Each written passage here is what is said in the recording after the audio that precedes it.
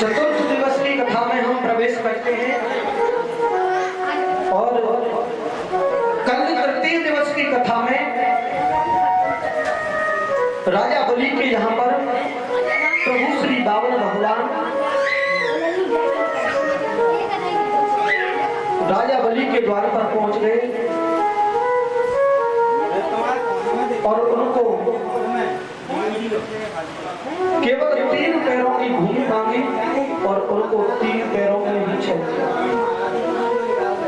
आज हम चतुर्थ दिवस की कथा में प्रवेश करते हैं तो आचार्य सुखदेव जी कहते हैं कि हे राजा परीक्षित, कि भगवान के तो 24 अवतार होते हैं, भगवान के 24 अवतार होते हैं और 24 ही वंदनीय अवतार हैं, लेकिन मानव चरित्र से ज्यादा जुड़े हुए जो अवतार हैं वो केवल 2 ही अवतार। पहला अवतार राम और दूसरा अवतार है कृष्ण। कि राम कृष्ण दो एक हैं और अंतर नहीं निमेष, इनके नयन गंभीर हैं, इनके चपल विशेष। केवल 2 मानव चरित्र से जुड़े हुए अवतार हैं, राम और कृष्ण, और कोई अवतार नहीं जुड़ा। इसीलिए राघवेंद्र के नेत्रों में तो गंभीरता है और कृष्ण के नेत्रों में चपलता है। राम ने जो जीवन में किया है उसी को करो, और कृष्ण ने जो जीवन में कहा है उसके कहे हुए पर चलो। क्योंकि राम ने जो जीवन में किया है अगर उसके आधार पर चल गए तो कभी घर में लड़ाई नहीं हो सकती है, घर में कभी लड़ाई नहीं हो सकती है, और कृष्ण के कहे हुए को करो। इसलिए हे राजा परीक्षित, क्योंकि राघवेंद्र का चरित्र का एक एक पहलू बड़ा विचित्र है। ऐसा विचित्र है कि राजा ने कहा कि आप मुझे राम कथा श्रवण कराइए, आप मुझे राम कथा श्रवण कराइए। तो आचार्य सुखदेव जी कहते हैं कि हे राजा परीक्षित, मैंने तो तुमको राम कथा विस्तार से सुना दी, लेकिन अगर तुम्हारे मन में अगर राम कथा सुनने की बड़ी प्रबल इच्छा हो रही है तो मैं तो केवल आपको संक्षिप्त में ही कथा सुना सकता हूँ। क्योंकि संक्षिप्त का क्या मतलब होता है परीक्षित जी? हाँ, राम कथा मैं आपको संक्षिप्त में सुना सकता हूँ, शॉर्टकट। अगर मैं राम कथा को पूरी करूंगा तो मुझे 9 दिन लग जाएगा, मैं 9 दिन में पूरी करूंगा। इसलिए हे राजा परीक्षित, अगर तुम्हारे मन में अगर ज्यादा प्रबल इच्छा है तो मैं तुम्हें राम कथा संक्षिप्त में सुनाऊंगा। भगवान राम ने जिस पवित्र वंश में अवतार लिया उसे हम सूर्य वंश कहते हैं। सूर्य वंश में भगवान श्री राम का अवतार हुआ।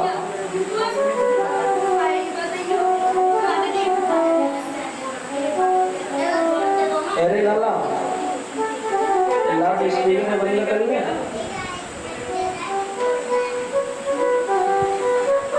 भगवान श्री राम ने जिस वंश में अवतार लिया उसी वंश को हम सूर्य वंश कहते हैं।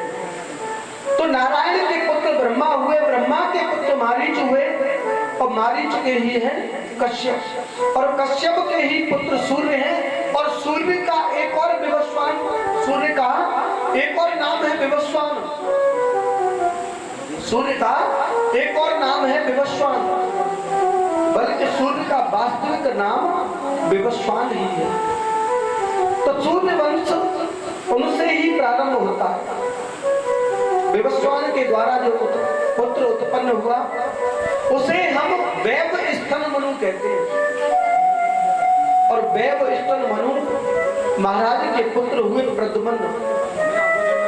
वैव स्तन मनु महाराज के जो पुत्र प्रद्युम्न हुए वो भगवान शिव के आश्रम में चले गए।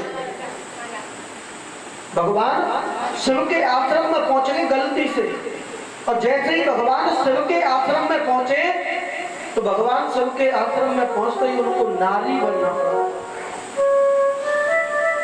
जब नारी बन गए और नारी बनने के बाद भगवान शिव से बोले कि प्रभु आप मुझे नारी तो बना दो। भगवान शिव ने कहा कि महाराज ऐसा है तुम इस तालाब में एक डुबकी लगाओ और डुबकी जैसे ही लगाओगे तुम नारी बन जाओ। डुबकी लगाओगे तो नारी बन जाओगे। जैसे ही वैव स्तन मनु महाराज के पुत्र प्रद्युम्न ने जैसे ही उस तालाब में डुबकी लगाई तो नारी बनी, और नारी बनकर के उस रास को देखा। रास को देखते ही अपने प्राणों को भी त्याग दिया। उन्होंने अपने प्राणों को त्याग दिया। अब तो वैव स्तन मनु महाराज के मन में बड़ी चिंता होने लगी। अब तो ऐसी चिंता होने लग गई। उनके 10 पुत्र थे, उनमें से एक पुत्र का नाम था सर्याती।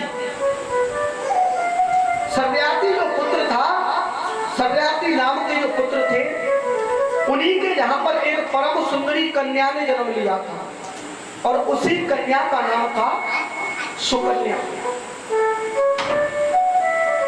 राजा जो है एक बार अपनी सेना को लेकर के जंगल में गए, और जंगल में जाकर के उसी जंगल में चुमन नाम के ऋषि तपस्या कर रहे थे। चुमन नाम के ऋषि तपस्या कर रहे थे, तो ऐसी तपस्या में लीन हो गए कि उनके शरीर के ऊपर दीमक ही दीमक, इतनी दीमक जम गई उनके शरीर के ऊपर। और राजा जैसे ही अपनी सेना को लेकर के गया, जैसे ही उसी जंगल में गया जहां पर चुमन नाम के जो ऋषि थे वो तपस्या कर रहे थे। बाल चपलता बस उनकी पुत्री ने एक सीख उठाई, और चुमन नाम के जो ऋषि थे उनकी जो मिट्टी जो जम गई थी शरीर पर, केवल आंखों के सामने ही 2 गड्ढे दिखाई दे, और उनमें कुछ नहीं दिखाई दे रहा था। बाल चपलता बस उस सुकन्या ने 2 सीख ली, और सीख लेकर के चुमन नाम के जो ऋषि थे उनकी आंखों में ही चुभो दिया। अब तो चुमन नाम के ऋषि जो थे अंधे हो गए। अब जैसे ही अंधे हुए तो घबरा करके उस मिट्टी में से निकले कि ऐसा दुर्भाग्य, ऐसा ये कौन किया है। अब मैं उसको श्राप देता हूं, अब मैं उसको श्राप देता हूं। जैसे ही श्राप देने के लिए हुए तो राजा हाथ जोड़ करके अपनी पुत्री के साथ में चला गया, और जाकर के चुमन नाम के ऋषि से बोला कि महाराज मेरी पुत्री से गलती तो हो गई है, लेकिन मेरे तो मन में एक सवाल है। कि क्या सवाल है? कि मैं अपनी पुत्री को तुम्हारे साथ में ही विवाह कर देता हूं। मैं अपनी पुत्री को तुम्हारे साथ में ही विवाह कर देता हूं। अब तो राजा ने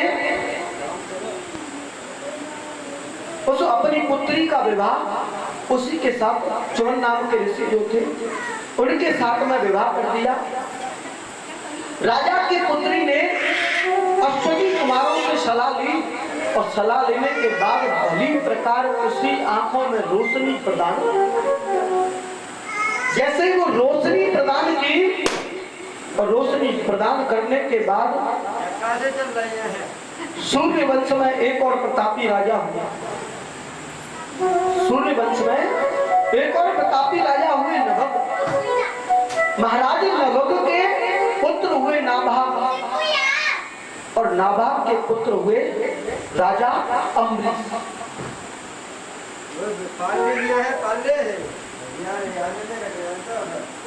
अब तो राजा अम्बरीश हुए। अब राजा अम्बरीश जो है इतनी बड़ी पृथ्वी के सम्राट थे, इतनी बड़ी पृथ्वी के सम्राट थे, जो कि प्रत्येक महीने में जो एकादशी आती है, प्रत्येक महीने में जो एकादशी आती है, उस एकादशी का व्रत किया करते हैं। जब राजा एकादशी का व्रत करते थे, अब आप लोगों में से कौन कौन करता है? एकादशी का व्रत करता है कोई? एक ही क्यों? परीक्षित जी पंडित है, क्यों लोग काम ना करें? अच्छा, एक और एक दो है, पूरे गांव में से दो है। तो मनुष्य मात्र को प्रत्येक एकादशी का व्रत करना चाहिए। बहुत से कहते हैं कि एकादशी का व्रत करेंगे, और एकादशी का व्रत करेंगे तो उसके लिए हमें भंडारा करना पड़ेगा, हमें उद्यापन करना पड़ेगा। एकादशी का उद्यापन नहीं होता है कभी भी, एकादशी का उद्यापन नहीं होता है। वो तो 26 ब्राह्मणों को खाना खिला दो। किसी ने कोई कह तो रहा है कि तुम भंडारा करो, पर लेकिन मनुष्य मात्र को एकादशी का व्रत करना चाहिए। एक हमारे यहाँ जयंती आती है परीक्षित जी, कौन सी जयंती आती है? विश्वकर्मा जयंती। सुनिए नाम, सुनो ना, विश्वकर्मा जयंती आती है। तो उस जयंती में क्या करते हैं? जितने भी अध्यार होता है, साफ सफाई, पूजन, सब कुछ मिलना होगा। ऐसे ही मनुष्य के शरीर के अंदर जितनी भी मशीनें हैं, शाम को खाना खाते हैं, पेट में कैसी मशीनें पच जाता है, सुबह खाते हैं तो कैसी मशीनें पचा देती है। ऐसे ही इस मनुष्य शरीर के अंदर ऐसी ऐसी बड़ी बड़ी मशीन लगी हुई है, जो कि सबको बचा देती है। अब पचाए खाते तो 30 दिन में तो 60 बार खाना खा रहे थे। 30 दिन में 60 बार खाना खा रहे हैं, और ज्यादा काम कर लो तो 60 की जगह 66 रह जाएंगे। और लेकिन व्रत नहीं करेंगे। जब व्रत नहीं करेंगे तो हमारे शरीर की जो मशीनें वो क्या हो जाएंगी? काई लग जाएगी कि ना लग जाएगी? लगेगी कि नहीं? तो वही हाल डॉक्टर के पास जाते हैं और जाकर के 50-40 हजार रुपया हाल फेंके आते कि नहीं? तो मनुष्य मात्र को एकादशी का व्रत अवश्य करना चाहिए। राजा अम्बरीश को एकादशी का व्रत करते हैं। अब राजा अम्बरीश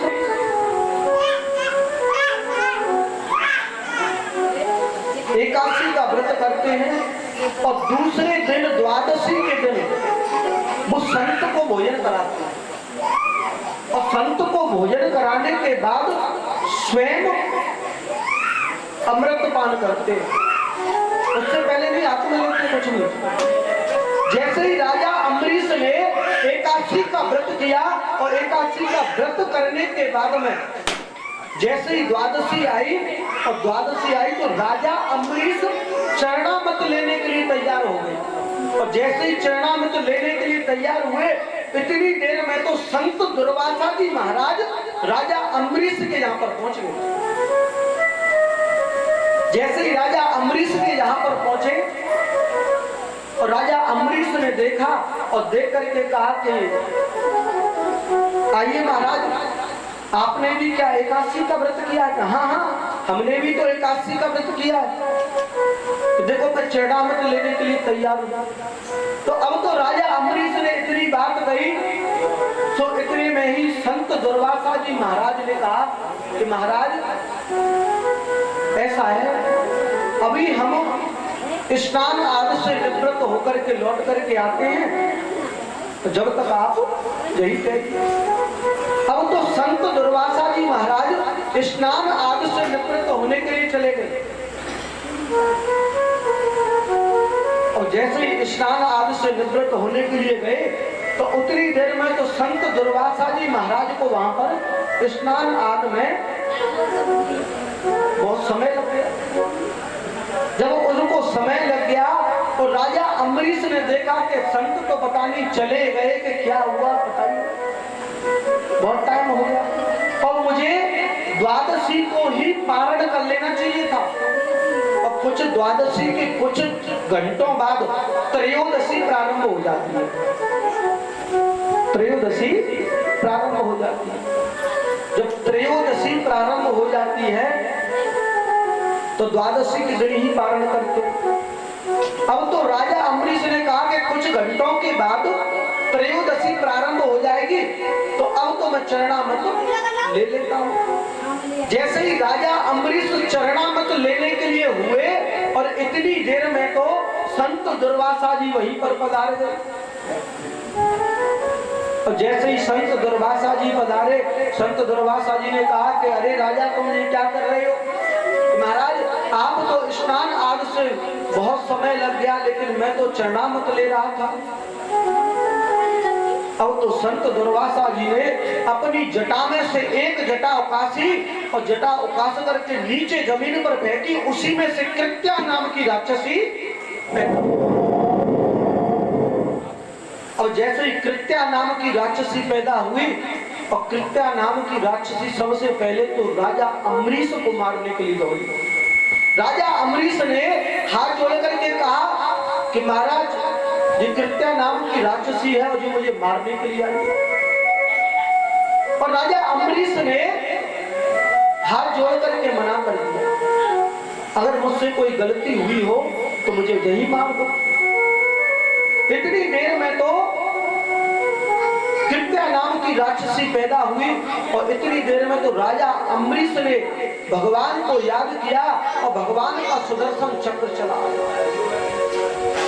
जैसे ही भगवान का सुदर्शन चक्र आया, और सुदर्शन चक्र आते ही सबसे पहले कृत्या नाम की जो राक्षसी थी उसी को ही मारा।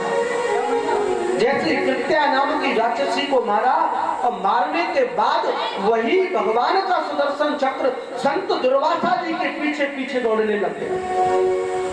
अब जैसे ही संत दुर्वासा जी के पीछे पीछे दौड़ने लगा, अब तो संत दुर्वासा जी घबरा गए। अब जैसे ही संत दुर्वासा जी घबराए, अब तो संत दुर्वासा जी ब्रह्मा जी के पास में पहुंचे। संत दुर्वासा जी ब्रह्मा जी के पास में पहुंचे, ब्रह्मा जी के चरणों में साष्टांग लेट गए, और लेट करके ब्रह्मा जी से कहने लगे, प्रभु, तुम्हारा ये सुदर्शन चक्र मुझे जला करके भस्म कर देना चाहता है, मेरे प्राणों की रक्षा कीजिए, मेरे प्राणों की रक्षा कीजिए महाराज। अब तो संत दुर्वासा जी ने प्रार्थना की, लेकिन ब्रह्मा जी ने असमर्थता दिखाते हुए मना कर दिया। ब्रह्मा जी ने असमर्थता दिखा दी कि नारायण भक्त का जो अपराधी है, मैं उसको कैसे बचा सकता हूं, मैं उसको कैसे बचा सकता हूं, मैं नहीं बचा सकता हूं उसको। अब तो जैसे ही संत दुर्वासा जी से मना किया, और मना करने के बाद संत दुर्वासा जी ने कहा कि प्रभु, अब मेरे प्राणों की रक्षा कौन करेगा, अब मेरे प्राणों की रक्षा कौन करेगा। अब तो संत दुर्वासा जी महाराज से कह दिया, तो देखो मैं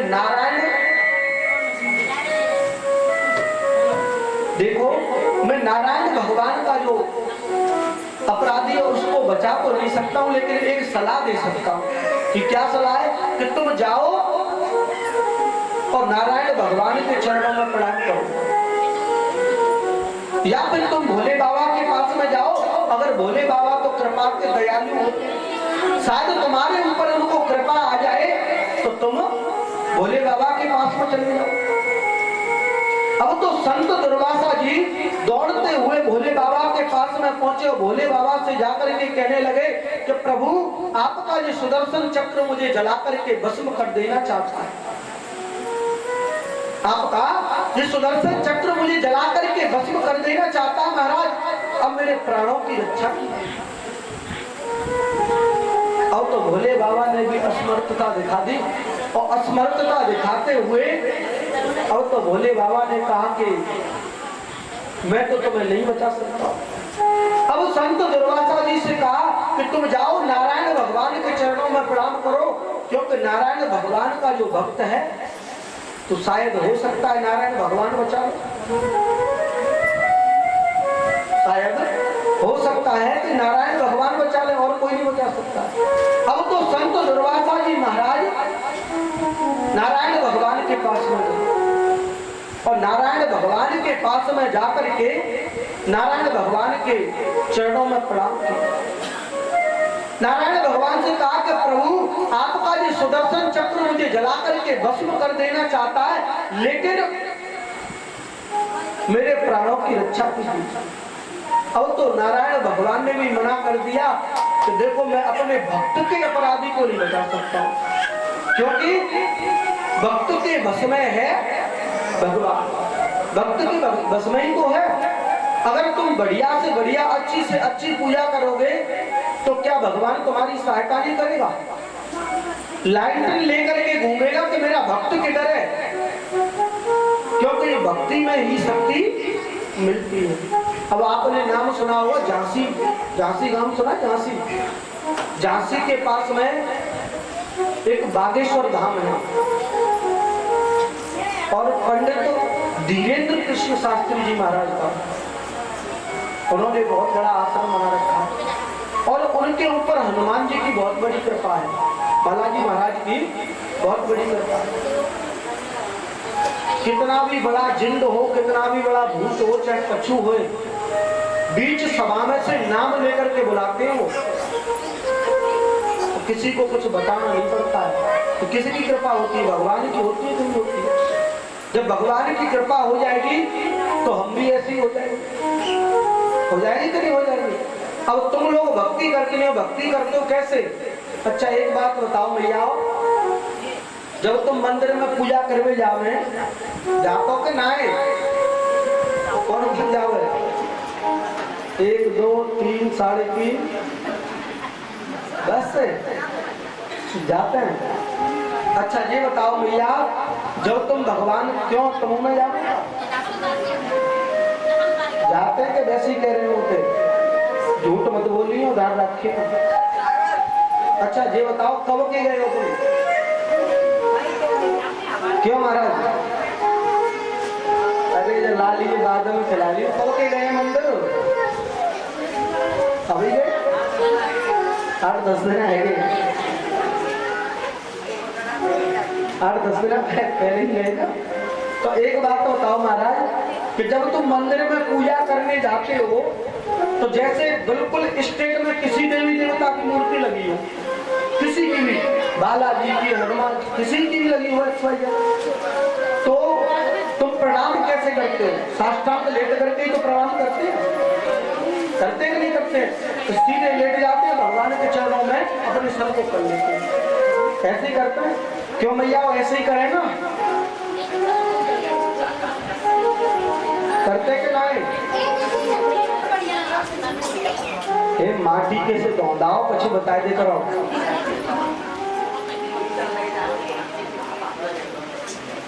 ऐसी करते कि नहीं? तो ऐसे कबूल पूजा नहीं